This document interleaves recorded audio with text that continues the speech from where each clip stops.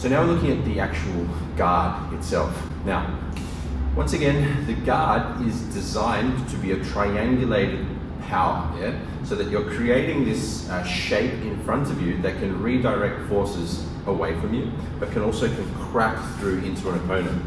So your whole body essentially takes the shape of a triangular prism, yeah? Or you can say pyramid as well, but a triangular prism is a bit more appropriate.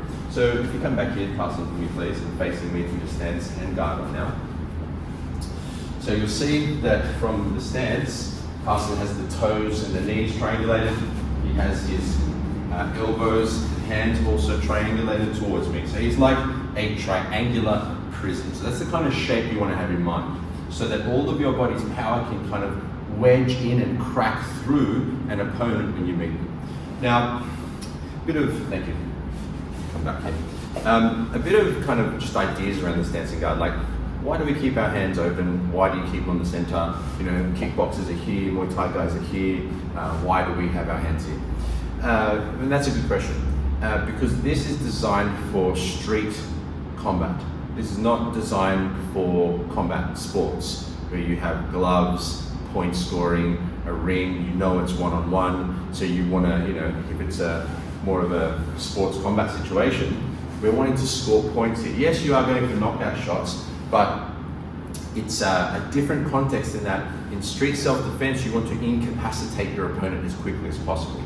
So that means you want to be, for example, I want to be driving all my power through to the targets, like the throat, the eyes, the ears, yeah, the groin. I want to be coming through and putting putting the opponent out of action. Because in street self-defense, it's life, death. It's not, you know, point scoring and trophies.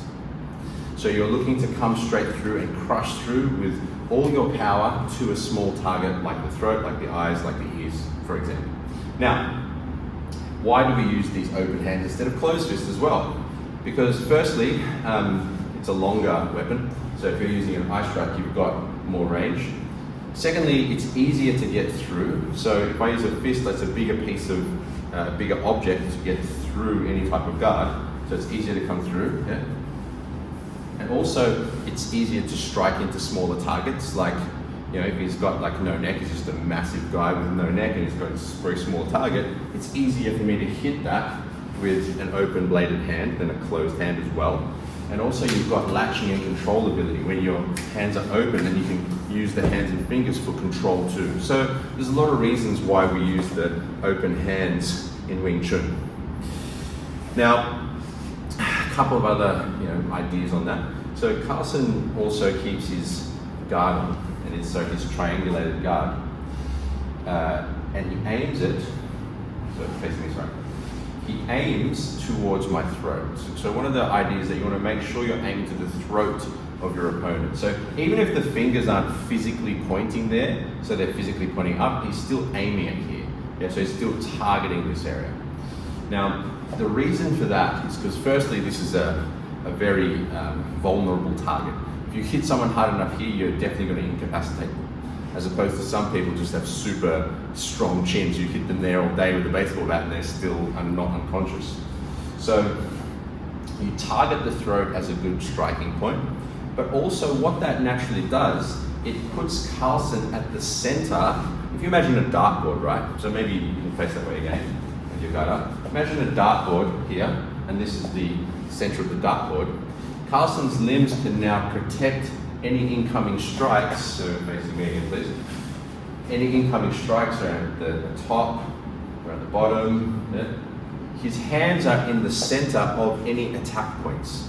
So wherever an attack might come from, you're in the best position to be able to quickly to defend it, because you're keeping your focus at the center of that dartboard, aka the throat area. So you'll see my throat's here, my shoulders are here.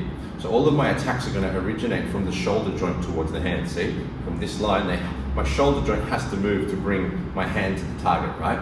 So that means that all of the strikes are going to come from this area and around. So by aiming to the throat, you have the best place to stop them coming through. So another thing to think about with your stance and guard, another bit of the theory side, is that generally speaking, it's not wrong to put your rear hand below the front hand, but I found it tends to be better if this is, maybe I'll switch just for the second video, if this is higher than that elbow, so that if someone comes into trap, he still has this hand to attack and defend you.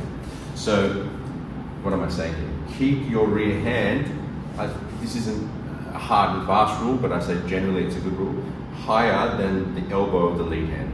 That gives you a better positioning for when you're trapped, and also it keeps it at a good position to defend you if any strikes do sneak through. It's at a good height. Whereas if it's down here, you'll see how it's further from that midpoint. Yeah, I see sometimes people with their guards like this, and the rear hand's a bit too low for my liking. You could get caught off guard. So this was his rear hand, it's low there. You could get caught off guard with something like this. So I want this hand higher, generally speaking. So first things first, keeping that triangulation. Second thing, making sure you're aiming towards the throat, yeah? So that you can cover any incoming attacks. Now, third thing is essentially what we're talking about with the stance. The guard is a kind of physical representation of the direction of your mind, your mass, and your momentum. So you'll see the whole stance now, if I come back so you can see it, the whole stance now operates as this triangulation, as this wedge, as this triangular prism that can crack through into a target. Because once again, we're not here to muck around, we're here to just finish the job.